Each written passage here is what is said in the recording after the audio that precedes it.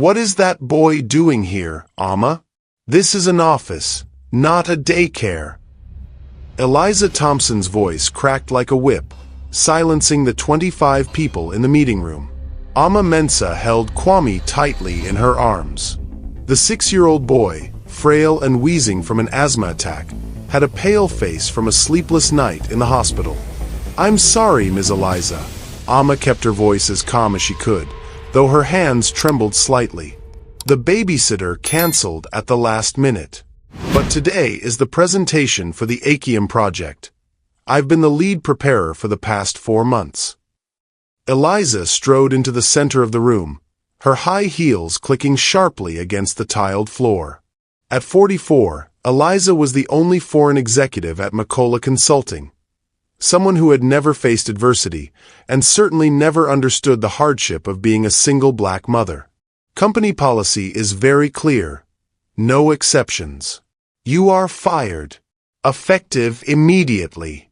Kwame's labored breathing was drowned out by the chilling silence in the boardroom. Colleagues who used to greet Amma with smiles every morning now stared down at the table. Nee, the man she once helped avoid a financial mistake worth hundreds of thousands of sadies, was now just scrolling on his phone. "This is why women like you don't belong in high-level environments. Too many attachments. Too much emotion," Eliza said, smiling with satisfaction. Amma set Kwame down on a chair and pulled an inhaler from her bag. Her hands didn't shake from fear, but from anger. "Steady now, sweetheart," she whispered.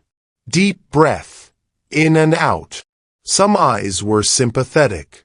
Some were indifferent. But not one person stood up for her. Security was called. Eliza looked smugly at her watch, waiting for the moment Amma would walk out, like a bloodless execution. But Amma didn't break. She stood tall and picked up Kwame. In that moment, her gaze shifted from sorrow to steel. "Sweetheart, do you know why people treat us badly?" she asked, loud enough for the whole room to hear. Kwame nestled into his mother's neck and softly said, "Because they don't like me?" Amma stared straight at Eliza, unblinking. "No, because they think I won't fight back." Then, turning to face the entire room, she spoke each word clearly. But they were wrong. The elevator doors closed. In that moment, Amma didn't just leave the company. She left behind the role of a victim. A flash lit up in her eyes, not of hope, but of strategy. "My son," she whispered as she stepped out of McCullough Tower, "I'll show them what happens when they underestimate a smart Ghanaian woman." 2 hours after leaving the company, Amma sat quietly in the small rented room in Nima, where cracked walls and the noisy sounds of the street were normal. Kwame had fallen asleep on the old sofa, his arm wrapped around his only teddy bear, a gift from a charity shop. In front of her was an old laptop, its edges peeling, the cursor blinking, waiting.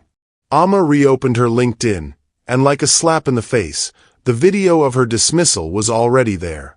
Eliza had posted it with the caption, "Effective leadership means knowing when to make tough decisions.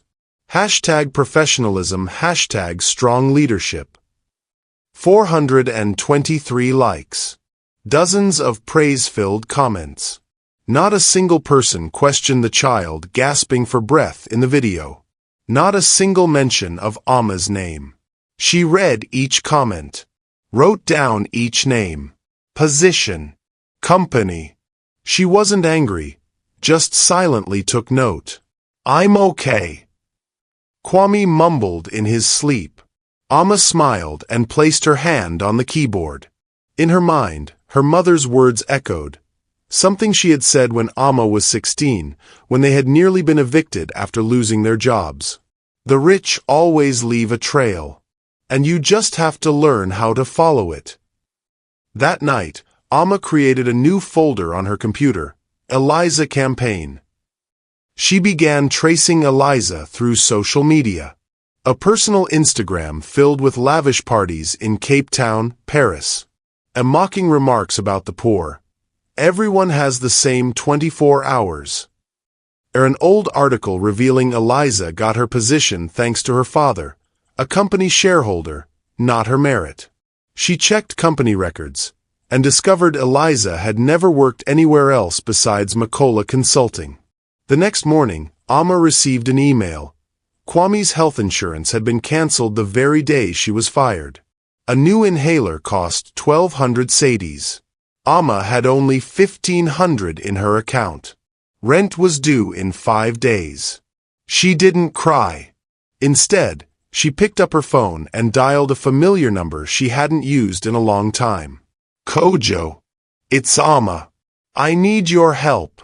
Kojo Boateng, a former MBA classmate of Amma's, now a private investigator specializing in corporate cases.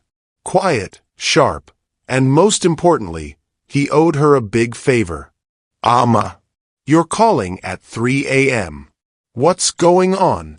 Amma told him everything. Every detail. Every humiliation. Every stare. After a long silence, Kojo exhaled. Eliza. Sounds like she's building an empire on the suffering of others. Send me everything you have. By the time we're done, she'll wish she never knew your name.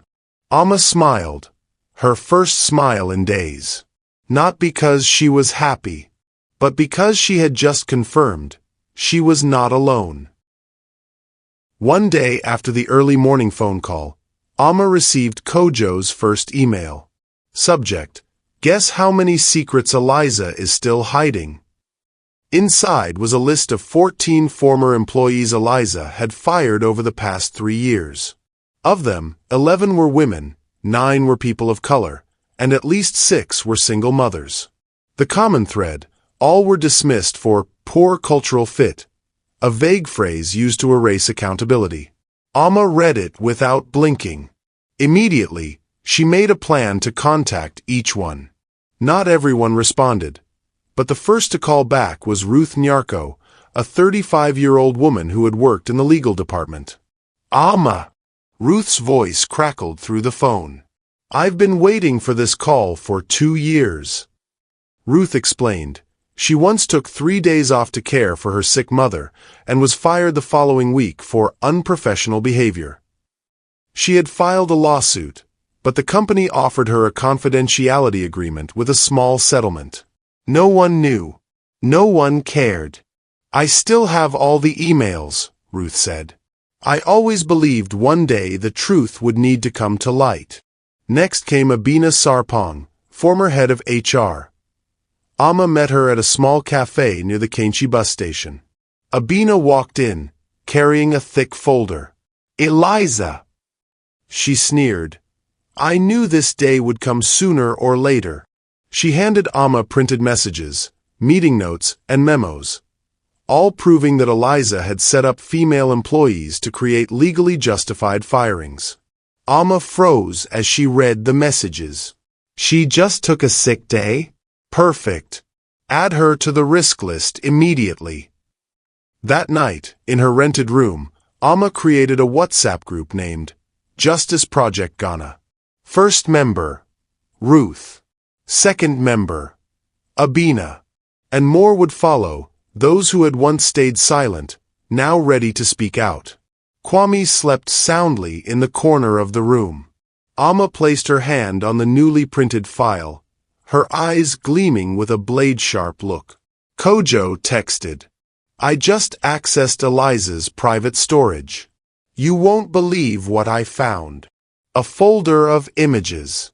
Candid photos of employees, along with cruel comments about their appearance, race, lifestyle. A group chat between Eliza and other female executives titled, People to Remove ASAP. Amma closed her eyes and took a deep breath. She thinks she's untouchable, she muttered. But this is Ghana, and I'm the last person she should have underestimated. 3 weeks after Amma was fired, Eliza Thompson posted another video on LinkedIn. This time, it showed her firing another employee for lack of team spirit. In the video, a young white woman tried to explain that her mother had just passed away. Eliza cut her off mid-sentence and concluded with, Personal emotions have no place in this company. Amma was sitting with Kojo when she saw the video. His eyes widened. That's Naomi Asare, daughter of Senator Asare, who's running for governor of the Volta region. Amma paused for a moment. Then, she smiled slightly. Eliza just opened her own coffin. The next day, Naomi called Amma. Are you Amma Mensah? Naomi's voice trembled, but was firm. I just learned about your group. I have information you need, and I have the power to get it on air. They met at a discreet cafe in OSU. Naomi brought a laptop, opening a string of emails, internal memos, evidence that Eliza not only discriminated, but also embezzled from the employee training fund. You're not just a victim, Amma, Naomi said. Her voice choked with emotion. You're a trailblazer. 2 days later, the show Africa Uncovered aired a 45-minute special episode. Power and Prejudice, Unmasking Eliza Thompson. It opened with the video of Amma's firing, a mother holding her sick child while being publicly humiliated. Next came a series of Eliza's covert photos of employees with cruel captions. No one wants to hear opinions from someone like this. The Blacklist group chat was revealed, linking to 5 other major companies in the city. Finally, proof that Eliza had embezzled over 700,000 cedis from the training budget. The media exploded. Hashtags like hashtag #AmmaMensahJustice and hashtag #DownWithEliza spread across social media. When the show ended, Eliza was in a meeting with major clients when her assistant burst in, pale as a sheet. Ma'am, you need to see this immediately. The screen lit up with her own image, broadcast on national television, as a symbol of cruelty and deceit. 10 minutes later, Eliza's phone rang non-stop. Her father called, yelling that she had brought shame to the family. The company's lawyer reported there were 17 lawsuits from former employees, and prosecutors were launching an investigation. The board of directors sent an email. We request your immediate resignation to protect the company's reputation. An hour later, Eliza Thompson was escorted out of Makola Tower by security, under the watchful eyes of reporters, cameras, and the entire city. Amma didn't celebrate. She simply sat quietly in her rented room, watching Kwame draw a picture. What are you drawing? She asked. Kwame smiled. A mom with superpowers. Amma nodded. I just used mine. 4 days after the explosive broadcast, what was once Eliza Thompson's mighty reputation had crumbled to dust. But for Amma Mensah, the work wasn't over yet. Kojo sent a message. We just found the final piece needed to bring it all down. It was an encrypted confidential file, containing recordings of Eliza's internal meetings, where she and senior executives plotted to eliminate employees they deemed too sensitive to responsibility. In the recording, Eliza chuckled and said, Amma Mensah thinks she's smart, but we'll make sure no company in this city ever hires her again. Amma froze. It wasn't just about firing me. She wanted to bury me completely. At the same time, Naomi Asare reached out to the national broadcaster GTV. They agreed to air a special feature titled, A New Generation That Won't Bow, the story of Amma Mensah and a silent rebellion. In the program, Amma sat in front of the camera and recounted the entire journey. From the moment of public humiliation with her sick child, to her decision to fight back with intelligence, not rage. Accompanying the interview were exclusive videos. Eliza discussing applying pressure so employees resign on their own. Images of shared blacklists between companies. Detailed financial statements showing she used the training budget for private parties in Dubai. The next morning, the Makola Tower, headquarters of the company Eliza once led, was sealed by investigators. Headlines exploded across the press. Macola Consulting faces 15 lawsuits over discrimination and corruption. A reporter asked Amma outside the investigation office, "What do you think now that the person who ruined your career is being pursued by justice?" Amma simply smiled. "I didn't destroy her. She did that herself. I just shone a light on the darkness she thought no one would see." That evening, the Justice Project Ghana held its first gathering. 12 women, once crushed by Eliza and the system, sat around a modest meal in a small apartment. Ruth raised her glass of water. "We're no longer victims. We're living proof of one truth. Intelligence and solidarity can topple any oppressor." Amma looked at the women around the table. Each one, every healed scar. And she thought to herself, justice isn't about revenge. Justice is when those once dismissed become voices that can no longer be ignored.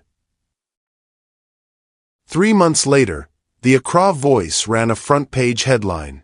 Amma Mensah, the woman who toppled a toxic empire. A portrait of Amma in a light blue suit stood proudly in front of a new building, the headquarters of UnityWorks Ghana, the startup she had just been appointed CEO of. Not through favors, not out of pity, but through her talent, resilience, and the courage to rise above pain. Senator Asare's personal lawyer called Amma. Parliament has passed a new law protecting the rights of women and working parents, and we've decided to name it the Amma Mensah Act. Amma was silent for a moment. She remembered the moment she held Kwame in that boardroom, the sting of humiliation, now transformed into immense strength. "Thank you," she said, "not for the name, but for the people who will never have to go through what I did." Meanwhile, Eliza Thompson sat alone in a temporary apartment near the outskirts. Her accounts were frozen, her passport confiscated, her friends gone. The media now called her the face of toxicity, a title she would never shake. She picked up her phone, watching the old video, the one where she fired Amma. But now, the look in that woman's eyes was no longer fear. It was foresight. "I'll show them what happens when they underestimate a smart Ghanaian woman." Eliza threw the phone to the floor. At a seminar at the University of Ghana, Amma stood before over 300 students. She told her story, unpolished, unhidden, and she ended with a line that brought the entire auditorium to its feet in applause. "If someone tries to bury you in the mud, remember, flowers grow in mud too. But to bloom, they need light. And sometimes, you have to become that light yourself." If Amma's story touched your heart, hit like and subscribe to our channel so you won't miss the next powerful tale. Every like is a hug of support, and every subscribe is a voice for truth and justice. Together, we can light the way for many more lives.